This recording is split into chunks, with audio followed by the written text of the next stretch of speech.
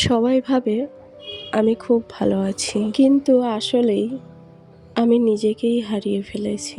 আয়নার সামনে দাঁড়ালে একটা মানুষকে দেখি, কিন্তু সত্যিই কি সেটা আমি? হাসি আছে দেখলে মনে হয়, কিন্তু ভেতরে শুধুই ক্লান্তি। কখনো কখনো মনে হয় সব কিছু ছেড়ে দিলে একটু অন্তত শান্তি পাবো। আচ্ছা, তোমাদেরও কি এমন লাগে?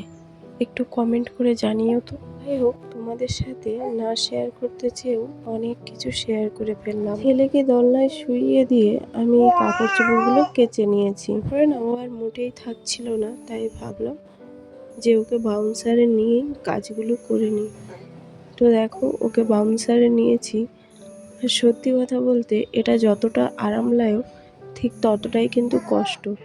এই যে দুটো কাঁধ এত পরিমাণে যন্ত্রণা করছিল, তো যেহেতু আমি প্রথম নিচ্ছি, আমার অভ্যেস নেই, তবে নিতে নিতে অভ্যেস হয়ে যাবে। আমাদের দাদা ভাই এসে ওকে নিতে ঘরের কিছু কাজ বাকি ছিল, তো ভাবলাম সেগুলো পটাপট করে গুছিয়ে নিই। অনেক কাপড় চোপড় যেগুলো কেচেছিলাম ওই যে সকালবেলা, ওইগুলোকে মেলে নিচ্ছি, ভাঁজ করে নিচ্ছি। তো এখানটায় সমস্ত কিছু কাপড় চোপড় ভাঁজ করব, আর তোমাদের দাদা ভাই অপেক্ষায় আছে যে আমি এদিকে ফোনটা বন্ধ করলে ও ফোনটা নিয়ে দোকানে যাবে। তো দোকানে গেছিলো প্যাম্পাস আনতে, আর কিছু আটা আনতে গেছিলো, আর কিছু টুকিটাকি জিনিস আনতে গেছিলো। তবে গেছিলো তো মেন উদ্দেশ্য করে প্যাম্পাস আনতে, প্যাম্পাসটা আনতেই ভুলে গেছে। এসে আবার আমাকে বলছে, তুমি আমাকে কেন মনে করিয়ে দাওনি? বললাম, তুমি তো এসেই বললে যে বাবুর প্যাম্পাস আনতে যেতে হবে আর একটু আটা নিয়ে আসবো। তুমি আবার আমাকে জিজ্ঞাসাও করলে যে রুটি করবে নাকি ভাত। আমি বললাম রুটি করলে ভালো হয়।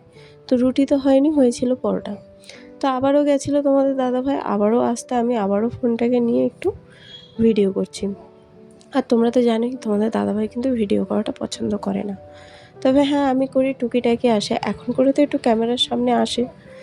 তো ওই জন্যে আর কি ভাবলাম এখন থেকে একটু কন্টিনিউ ভিডিও করি। আর ওই যে আমি যেখানটায় কাজ করতাম সেখানটায় একটু প্রবলেম ছিল, যে কারণে মন মেজাজ ভালো ছিল না, ভিডিও করতাম না। তো এখন রেগুলারলি ভিডিও আসবে, আর তোমরা যদি ইন্টারেস্টেড থাকো সেই বিষয়ে, যদি তোমরা জানতে চাও যে কী সমস্যা হয়েছিল, তাহলে তোমাদের সাথে আমি একটি ভিডিওতে শেয়ার করব। তো দেখো, বুটটা তো সিদ্ধ করেছিলাম, 4টে সিটি মেরেছিল তোমাদের দাদাভাই, কিন্তু সিদ্ধ হয়েছিল, বাট তাও একটু ভেতরের দিকে না গাটা গাটা থেকে গেছিলো। তো ভাবলাম ওই কুকারে দিয়ে দুটো আরও সিটি মেরে দিই। তো এই আলুগুলো সিদ্ধ করে নিয়েছিলাম, ভালো করে কেটে নিলাম। তারপর ওই যে ওইদিকে কুকারে সিটি পড়তে পড়তে ভাবলাম কয়েকটা রুটি বেলে রেখে দিই। আর যখনই পরোটা করি না, এরকম 3টে 4টে 5টা একসাথে করে আমি করে নিই, কারণ এই একটা একটা করে করলে না কেমন দেখেছি একটু মরমরে হয়ে যায়। ইন্ডাকশান ওভেনে, তা বলে গ্যাসে নয়, গ্যাসে ভালোভাবেই হয়ে যায় একটা একটা করে করলে। আর এই যে একটাই সমস্যা, বারবার অফ হয়ে যাচ্ছে, অন করতে হচ্ছে। রুটি করলে এই সমস্যাটা আমাকে সামনাসামনি হতে হয়।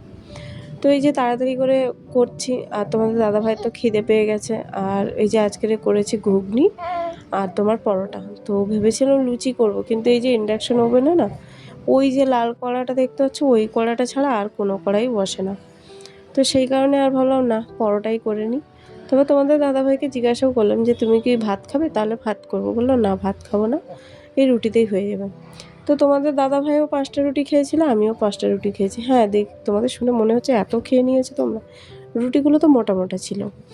আর সত্যি কথা বলতে, আমাদের এখন করে ওই যে 2 থেকে 3 বছর আগে আমরা যে ব্লাড ডোনেট করেছিলাম, সেখান থেকেই না আমাদের শরীরটা অতিরিক্ত ভারী হয়ে গেছে।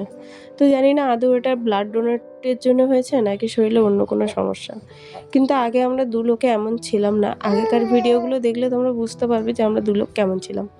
বাট হ্যাঁ, ব্লাড ডোনেটের পরেই কিন্তু আমাদের শরীরে এরকম পরিবর্তন দেখা গেছে। তাই আমরাই ভাবি যে হ্যাঁ, ব্লাড ডোনেটের পরেই হয়তো আমরা এরকম হয়ে গেছি।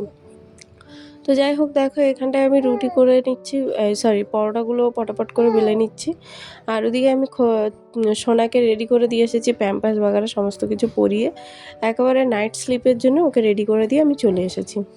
এসে এখানটায় এই যে রুটি করছি, এবারে খাবো। ওকে কোলে নিয়েই খেয়ে নিতে পারবো আজকেরে, কারণ কি ওই যে মাছ ফাছ কিছু নেই। আর তোমরা তো জানো যে মানে কালকেরে ছিল সোমবার। তো আমাদের যেহেতু চৈত্র মাসের সোমবারগুলো পালন করা হয়, নিরামিষ খায়। আমার বড় ছেলের মানসিক আছে। তবে ১ম সোমবারটা একটুখানি বাই মিস্টেক হয়ে গেছিলো। তোমাদের দাদাভাই নিচ থেকে স্ন্যাক্স নিয়ে এসে দিয়েছিল। আমার না একটুও খেয়াল ছিল না। আমি না সেই স্ন্যাক্সটাকে খেয়ে নিয়েছিলাম না, তাতে ডিম, মাছ, মাংস কিছুই ছিল না। ছিল শুধু পেঁয়াজ। তো সেই পেঁয়াজটা খেয়ে নিয়েছি। তারপরে আমি আবার সন্ধ্যাবেলা বাবা ভোলেনাথের কাছে কান, নাক, মলা খেয়েছি।